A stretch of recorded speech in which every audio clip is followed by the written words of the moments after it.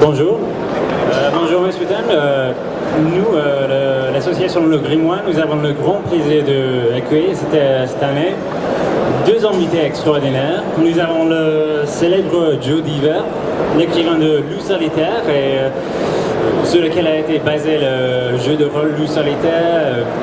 Beaucoup de choses avec cela. Je vais lui laisser discuter un peu plus tard. Nous avons aussi Russ Nicholson, qui a travaillé illustrateur extraordinaire, je vais dire, qui a travaillé sur les livres dont vous êtes l'héros, principalement les livres de Fighting Fantasy en VO. Je suis accompagné par ma charmante collègue Sophie, qui va être notre traductrice, parce que je vais commencer en anglais tout de suite. Je m'appelle Paul Presti, c'est un plaisir d'être ici avec vous. Bon, je vais commencer avec Russ Nicholson. I'll change to English now, just a little switch in my brain. I'll start at the start, Russ. The Warlock of Firetop Mountain. This was the... Are you on?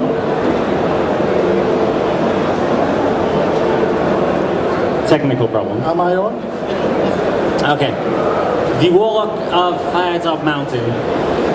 This is the beginning of the 80s. This is the dawn of the game book. Tell us a little about how this came about and your involvement in this project. Donc, on commence par Russ Nicholson, qui a travaillé, comme certains d'entre vous le savent, sur Le Sorcier de la Montagne de Feu, au début des années 80. Donc, on lui demande comment tout ça a commencé et comment il a été impliqué dans le projet. It started with me working doing little bits of art for local British fanzines. Somebody at White Dwarf saw my work.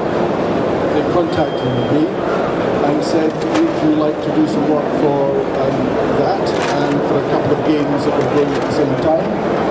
From that, Steve Jackson and Ian Livingston saw my work and they contacted me and said, would I like to illustrate the first book?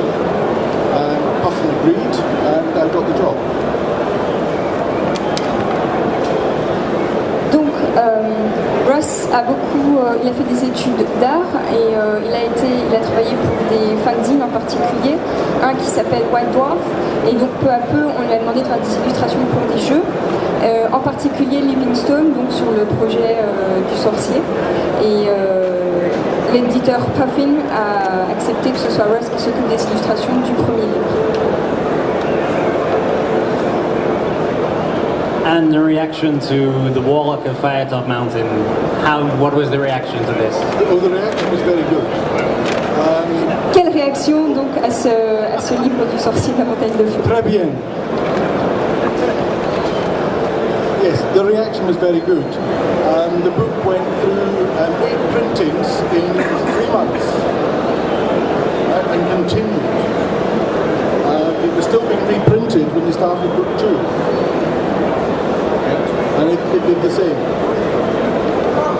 Donc la réaction a été un succès immédiat puisque en l'espace de 3 mois, il y a eu 8 réimpressions du sorcier de la montagne de feu. Et le tome suivant, et on a connu le même phénomène. If I could add, when it first started, I went through in 2 months before the book was published 4 editors, each changing their mind. But when it was so big, they said, oh, leave it. They never touched it again. The editor from that point on was the editor for many years. Donc, 2 mois avant le début, enfin 2 mois avant la publication, il y avait des incertitudes sur l'éditeur, il y en avait 4 en lice. Et puis quand il s'est avéré que le marché était aussi populaire, celui qui avait décroché le contrat a bien sûr gardé le monopole. Did you play through the book? What was your opinion of the book? Did you play through this? I played through the book. I died. Donc, la question était, est-ce que Russ a joué à ce jeu que représentait le sorcier de la montagne de feu? I did play the book and I died every time, but somebody just told me that the reason reason why was there was a glitch, and if you cheated, you could win, not die. I never knew that. Donc l'expérience de Russ a été, malgré ses nombreuses tentatives, de mourir à chaque fois qu'il jouait.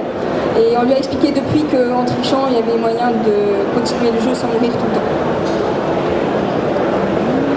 I think it was just a very difficult book. I died many, many times in that one as well, I think. And what came next? So you were working on the Fighting Fantasy books. There was book 1, book 2. What happened next? There was a break after that, I believe. Yes, to book 30.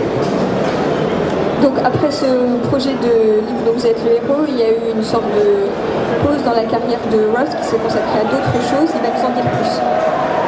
Yes, till book 30. I was a teacher. I taught in school as well, and I was looking for a new job, and I went to work in Papua New Guinea. And when Puffin found out, they said, they gave me a choice: stay, keep on employing you; leave, no more books. So I went abroad. But I was contacted by somebody else, and I continued to do game books, but for other people. Donc Russ a été professeur pendant longtemps et il a fait le choix de partir à l'étranger. Il s'est installé en Papouasie-Nouvelle-Guinée et du coup l'éditeur Puffin anglais lui a dit écoutez, si vous êtes aussi loin ça va être difficile de continuer le travail, et néanmoins il est allé en Papouasie-Nouvelle-Guinée et a été contacté par d'autres éditeurs avec lesquels il a travaillé.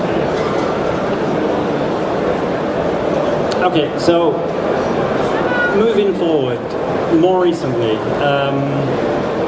the Bloodsword books came after the Fighting Fantasy? Okay. What was the progression from the Fighting Fantasy books to where you are today, was it? Quelle transition entre ces premiers travaux pour les livres dont vous êtes le héros et ce que vous faites aujourd'hui? The book that I worked on in Papua New Guinea was for Dave Morris. On one of my trips back home, we met, we got on, and from that I got the Bloodsword series when I returned. I was also working on the Fighting Fantasy at the same time, so I was working on both series running at the same time. From getting to know Dave Morris very well, and having known Jamie Thompson from his days at Games Workshop, they got together to create a series of books called The Fabled Lands. And the Fabled Lands, although it was Dave's and Jamie's baby, I was very much involved after book. We met a lot, we talked about what it was going to look like, what illustrations were going to be used, etc. And I had some input, some of the ideas into the books. Russ est entré en contact avec Dave Morris quand il est retourné en Angleterre, avec qui donc, il a travaillé et sur le projet Fighting Fantasy, le sorcier de la montagne de feu, et également sur Black Sword. Et de fil en aiguille, comme il avait déjà été en contact avec Jamie Thompson de Games Workshop, le projet Fabled Lands, donc je sais plus, Terre imaginaire, je crois en français, a également inclus Russ Nicholson dès le premier livre. Et il y a eu un véritable échange très très fort d'idées. Ça a été vraiment une expérience très intéressante pour Russ, qui a pu non seulement illustrer, mais également contribuer au niveau des idées, etc. I'm going to move over to Joe for a moment. The first Lone Wolf book, Flight from the Dark, this was out in 1984? Yes, came out first in UK, July 1984, and book 2 came out at the same time. Were you in competition with the Fighting Fantasy books? Did you ever see that there was... people could go one way or the other way when they go in the bookshop? Did you ever see this kind of angle? Yes, most definitely. Hang on, sorry. Donc, on passe à Joe Dever, l'auteur de Loup solitaire, dont les 2 premiers tomes ont été publiés en Grande-Bretagne en 1984. La question étant, est-ce qu'il a senti une concurrence avec des jeux comme Fighting Fantasy, le sorcier de la montagne de feu? Yes, I was aware. I was working at Games Workshop at the time Livingstone and Jackson brought out Firetop Mountain. I had spent several years preparing Lone Wolf as a role-playing game, but then I decided to produce it as a solo role-playing campaign in book format. Yes, certainly influenced by the success of Fighting Fantasy, but I was very much aware that my project was very, very different to their project, with character progression, a proper solo role-playing game system, and the fact that I'd already done 7 years background work to the series, so I had a lot more depth of material to draw upon.